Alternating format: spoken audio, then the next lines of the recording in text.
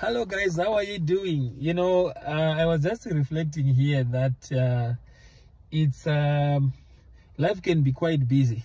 I woke up, I thought I was just gonna do a few things. I'm preparing for a trip to Europe. So one of the things that I like to do is I like to convert the currency to the countries that I will be going. So I wanted to buy some euros, and I happen to maintain a US dollar account and Canadian dollar at the same time. So what I realize as an economist also, or just as an ordinary human being, is that these currencies, they really add up. If you really add up the fees and all these exchange rate costs, and especially if you change the money at the airport, you can potentially lose a lot of money, because the airport, like if you go to the BRICS exchange, the rates are really poor. So I got some currency here, so I'm a rich man here on paper,